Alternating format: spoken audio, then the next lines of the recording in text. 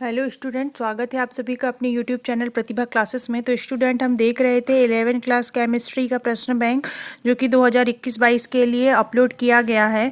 तो इसमें हम देख रहे थे चैप्टर 8। इसके पहले चैप्टर 7 तक हमने कंप्लीट कर लिया है। यदि अभी तक आपने वीडियो नहीं देखा है तो उसका लिंक मैं इस वीडियो के डिस्क्रिप्शन बॉक्स में दे रही हूँ, वहाँ से जाकर आप वीडियो देख सकते हैं। साथ ही साथ मैंने चैप्टर 8 के स्टार्टिंग के 4 क्वेश्चन सॉल्व करवा दिए थे। ये जो चैप्टर था इसमें से टोटल 6 नंबर के क्वेश्चन आने वाले थे, जिसमें से एक क्वेश्चन ऑब्जेक्टिव आने वाला था और 5 नंबर का एक क्वेश्चन आने वाला था। तो ये काफ़ी लेंदी चैप्टर है, डिस्क्रिप्टिव टाइप क्वेश्चंस है इसमें। तो बाकी बचे जो आपके 4 क्वेश्चन है उनके आंसर मैं इस वीडियो में आप लोगों को बताने वाली हूँ। वीडियो को ध्यान से देखिएगा और समझिएगा। और यदि अभी तक आपने मेरे चैनल को सब्सक्राइब नहीं किया है, आप मेरे चैनल पर नए हैं तो प्लीज़ चैनल को सब्सक्राइब कर दीजिए और बेल आइकन को भी प्रेस कर दीजिएगा, ताकि इसी तरह के वीडियो के लेटेस्ट नोटिफिकेशन आप लोगों को मिलते रहें। साथ ही साथ वीडियो को शेयर करना नहीं भूलिएगा, ताकि आप ही तरह के दूसरे बच्चों को इस तरह के वीडियो का लाभ मिल पाए। तो स्टार्ट करते हैं आज का वीडियो। तो आज जो हम पहला क्वेश्चन ले रहे हैं वो है, अभिक्रिया देते हुए सिद्ध कीजिए कि हैलोजनों में फ्लोरीन एक श्रेष्ठ ऑक्सीकारक है तथा हाइड्रोहेलिक यौगिक यानी हाइड्रोजन और हैलोजन के संयोग से बने यौगिक में हाइड्रो आयोडिक अम्ल मतलब HI अम्ल जो है श्रेष्ठ अपचायक है। ये आपको सिद्ध करना है। तो सबसे पहले हम देखते हैं हैलोजन की ऑक्सीकरण क्षमता का घटता हुआ क्रम। तो हैलोजन की ऑक्सीकरण क्षमता का घटता हुआ क्रम यहाँ पर दिया हुआ है, मतलब कि फ्लोरीन जो है वो प्रबल इसकी ऑक्सीकरण क्षमता प्रबल होती है और आयोडीन की ऑक्सीकरण क्षमता सबसे कम होती है। इसका कारण यहाँ पर दिया हुआ है। फ्लोरीन एक प्रबल ऑक्सीकारक है तथा यह क्लोराइड, ब्रोमाइड और आयोडाइड आयनों को ऑक्सीकृत कर देती है। क्लोरीन केवल इसके बाद क्लोरीन की बात कर रहे हैं। क्लोरीन केवल ब्रोमीन तथा आयोडीन आयनों को और ब्रोमीन केवल आयोडीन आयन को ऑक्सीकृत कर पाती है। आयोडीन इनमें से किसी को भी ऑक्सीकृत करने में असमर्थ है। जैसे फ्लोरीन की ऑक्सीकरण अभिक्रियाएं यहाँ पर दी हुई है। इसके बाद फ्लोरीन से क्या सिद्ध होता है इन ऑक्सीकरण अभिक्रियाओं से? फ्लोरीन सबसे अच्छा ऑक्सीकारक है। इसके बाद हम हाइड्रोहेलिक अम्ल की बात करते हैं, मतलब हाइड्रोजन और हैलोजन के संयोग से बने यौगिकों को हाइड्रोहेलिक अम्ल कहते हैं। तो इनकी अपचयन क्षमता का घटता हुआ क्रम यहाँ पे दिया हुआ है। HI जो है वो सबसे श्रेष्ठ अपचायक है और HF जो है वो सबसे दुर्बल अपचायक है।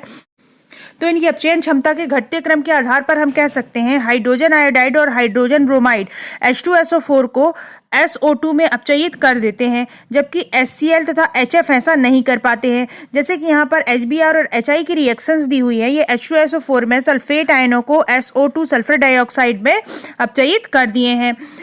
HCl MnO2 को Mn-2 आयन में अपचयित कर सकता है, परंतु HF ऐसा करने में असमर्थ है। यह दर्शाता है कि HCl की ऑक्सीकरण क्षमता HF से अधिक होती है, अतः हाइड्रोहेलिक अम्ल में HI प्रबलतम अपचायक है। अब हम बढ़ते हैं अपने अगले क्वेश्चन की ओर। तो हमारा अगला क्वेश्चन है, आयन इलेक्ट्रॉन विधि द्वारा निम्न रेडॉक्स अभिक्रिया को का संतुलित समीकरण आपको देना है। तो यहाँ पर अभिक्रिया दी है MnO4 माइनस आयन और आयोडाइड आयन रिएक्शन करके MnO2 बनाते हैं और आयोडीन बनाते हैं। यहाँ पर माध्यम क्षारीय है। तो इसे संतुलित करने के लिए, आयन इलेक्ट्रॉन विधि से संतुलित करने के लिए हम सबसे पहले ढांचा समीकरण लिखते हैं, जो मतलब जो आपको प्रश्न में आया है वही समीकरण हम लिखते हैं यहाँ पर। इस समीकरण को लिखने के बाद हम इसकी अर्ध अभिक्रियाएं देखते हैं, ऑक्सीकरण अर्ध अभिक्रिया और अपचयन अर्ध अभिक्रिया। ऑक्सीकरण अर्ध अभिक्रिया में क्या हो रहा है? आयोडीन आयन जो है वो आयोडीन बना रहा है और अपचयन अभिक्रिया में MnO4 माइनस आयन MnO2 बना रहा है। यहाँ पर आयोडाइड आयन की ऑक्सीकरण संख्या जो है वो -1 है और MnO4 माइनस में मैग्नीज की ऑक्सीकरण संख्या -7 है, जबकि MnO2 में -4 है। इसके बाद ऑक्सीकरण अभिक्रिया, मतलब यहाँ पर ऑक्सीकरण जो अर्ध अभिक्रिया है इसमें देखिए आयोडाइड आयन और आयोडीन में आयोडाइड जो है उसके परमाणुओं का संतुलन करेंगे, आयोडीन के परमाणुओं का संतुलन करेंगे। तो I2 बन रहा है, इसलिए आयोडाइड आयन के सामने हम 2 लगा देंगे। इसके अब हम अगले स्टेप में ऑक्सीजन परमाणु का संतुलन करेंगे। तो ऑक्सीजन परमाणु के संतुलन के लिए हम अपचयन अभिक्रिया के दाईं ओर 2 जल के अणु जोड़ देते हैं। तो अपचयन अभिक्रिया आपकी थी MnO4 माइनस गिव्स MnO2, से संतुलित करने के लिए हमने 2H2O जोड़ दिया है। अब हाइड्रोजन परमाणु के संतुलन के लिए हम बाईं ओर 4 हाइड्रोजन आयन जोड़ देंगे। तो यहाँ पर MnO4 माइनस था, इसमें 4 हाइड्रोजन आयन हमने जोड़ दिए संतुलन के लिए। क्योंकि अभिक्रिया क्षारीय माध्यम में होती है इसलिए 4H+ आयन के लिए समीकरण के दोनों ओर हमें 4OH- आयन जोड़ना होगा। तो समीकरण में दोनों ओर हमने 4OH- आयन जोड़ दिए। अब H+ आयन और OH- आयन के योग से H2O बन जाता है। तो यहाँ पर देखिए H+ और OH- है तो इसके योग से क्या बन गया, H2O बन गया। और दूसरी ओर आपका OH- एज इट इज है। इस पद में दोनों अर्ध अभिक्रियाओं में आवेश का संतुलन करते हैं। अब यहाँ पर आयोडाइड आयन में माइनस है, चूंकि 2 माइनस है मतलब कि 2 इलेक्ट्रॉन यहाँ से निकले होंगे। इसके बाद MnO4- और 2H2O plus 3 electron gives MnO2 plus 4OH-। Electron की संख्या समान बनाने के लिए ऑक्सीकरण अर्ध अभिक्रिया को 3 से तथा अपचयन अभिक्रिया को 2 से गुणा करते हैं। ऑक्सीकरण अर्ध अभिक्रिया को 3 से गुणा करना है और अपचयन अर्ध अभिक्रिया को 2 से गुणा करना है। तो गुणा करने पर यहाँ पर 6 आयोडाइड आयन रिएक्शन करके 3 आयोडीन और 6 इलेक्ट्रॉन्स देंगे और 2 MnO4- 4 H2O और 6 इलेक्ट्रॉन क्रिया करके 2 MnO2 और 8 OH- आयन देंगे। अब दोनों अर्ध अभिक्रियाओं को हम जोड़ देंगे तो जो रिएक्शन आएगी ये परमाणु की संख्या और आवेश की दृष्टि से संतुलित समीकरण होगा।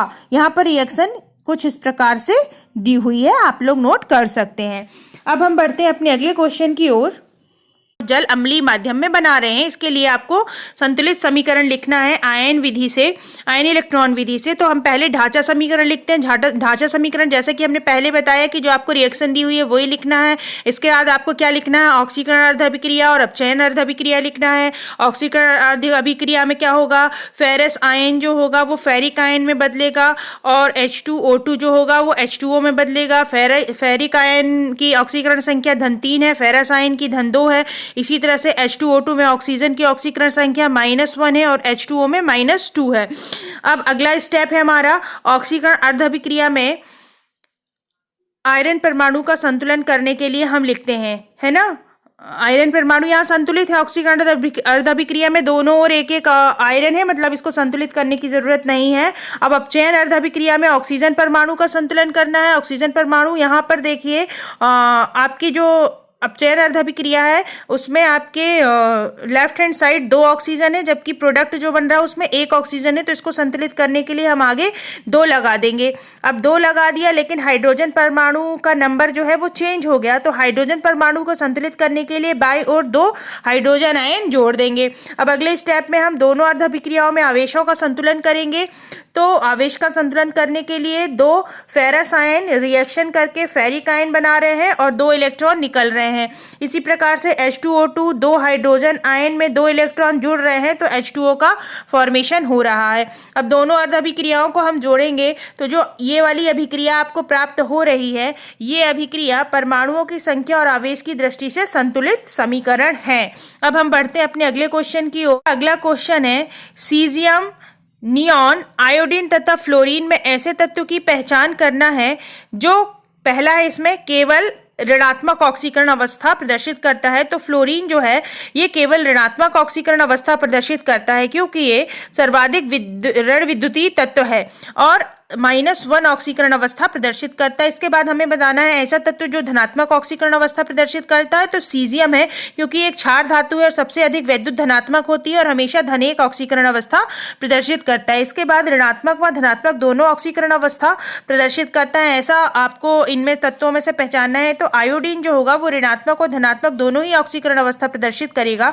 क्यों करेगा, क्योंकि इसमें जो होते हैं 7 इलेक्ट्रॉन पाए जाते हैं संयोजकता कोष में, तो ये -1 ऑक्सीकरण अवस्था तो प्रदर्शित करता ही है। साथ ही साथ sp-df ऑर्बिटल की उपस्थिति के कारण ये धन 1, धन 3, धन 5 और धन 7 ऑक्सीकरण अवस्था भी प्रदर्शित करता है। इसके बाद ऐसे तत्वों की पहचान करना है जो ना तो धनात्मक और ना ही ऋणात्मक ऑक्सीकरण अवस्था प्रदर्शित करता है। तो नियॉन जो है ये एक उत्कृष्ट गैस है, हम जानते हैं इसका अष्टक पूर्ण होता है। अष्टक पूर्ण होने के कारण ये तो ना तो इलेक्ट्रॉन ले सकता है और ना ही इलेक्ट्रॉन दे सकता है, इसलिए ये ना तो धनात्मक और ना ही ऋणात्मक ऑक्सीकरण अवस्था प्रदर्शित करता है। अब हम बढ़ते हैं अपने अगले क्वेश्चन की ओर। हमारा ये लास्ट क्वेश्चन है इस चैप्टर में। तो हमारा क्वेश्चन है, जल के शुद्धिकरण में क्लोरीन प्रयोग में लाया जाता है। क्लोरीन की अधिकता हानिकारक होती है। सल्फर डाइऑक्साइड से अभिक्रिया करके इसकी अधिकता को दूर किया जा सकता है। जल में होने वाले इस अपव्यय परिवर्तन के लिए संतुलित समीकरण देना है। तो पहले हम क्या देखते हैं, सल्फर की अधिकता है, इसको हम क्लोरीन से दूर कर रहे हैं। तो क्लोरीन और सल्फर डाइऑक्साइड क्रिया करके सल्फेट आयन और क्लोराइड आयन बनाते हैं। अब इसमें हम दो अर्ध अभिक्रियाएं लिखेंगे, ऑक्सीकरण अर्ध अभिक्रिया और अपचयन अभिक्रिया। ऑक्सीकरण अर्ध अभिक्रिया में SO2 sulphur dioxide sulphate ion बना रहा है और अपचयन अर्ध अभिक्रिया में क्लोरीन जो है क्लोराइड आयन बना रहा है।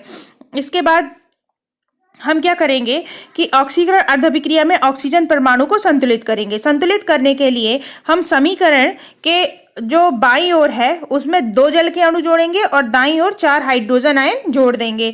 इसके बाद संतुलित अपचयन अभिक्रिया हम लिखेंगे। संतुलित अपचयन अभिक्रिया में आप अपचयन अभिक्रिया में Cl2 क्या दे रहा था, क्लोराइड आयन दे रहा था। क्लोराइड आयनों की संख्या कम है तो यहाँ पर हम क्लोराइड आयन के सामने 2 लगा देंगे। अब अगले स्टेप में हम आवेश का संतुलन करेंगे। आवेश का संतुलन करने के लिए अपचयन आपकी जो अपचयन अर्ध अभिक्रिया है उसमें क्लोराइड आयन के ऊपर देखिए 2 क्लोराइड आयन के ऊपर 2 माइनस चार्ज है। 2 माइनस चार्ज कैसे आया, जब 2 इलेक्ट्रॉन क्लोरीन ने ग्रहण कर लिए होंगे, तो इसलिए क्लोरीन के साथ 2 इलेक्ट्रॉन जोड़ दिए। जबकि ऑक्सीकरण अर्ध अभिक्रिया में हमें क्या करना है, 2 इलेक्ट्रॉन निकालना है। इसके बाद हम क्या करेंगे, दोनों अर्ध अभिक्रियाओं को जोड़ेंगे। दोनों अर्ध अभिक्रियाओं को जोड़ने पर यह अभिक्रिया प्राप्त होगी जो कि आयन विनिमय विधि द्वारा परमाणुओं की संख्या और आवेश की दृष्टि से संतुलित समीकरण है। तो ये था आज का वीडियो। कैसा लगा वीडियो आप लोग मुझे कमेंट बॉक्स में बताइएगा। इसी तरह के वीडियो के लिए मेरे चैनल के साथ बने रहिएगा। नेक्स्ट चैप्टर का वीडियो मैं जल्द ही लेकर आऊँगी। Thank you for watching.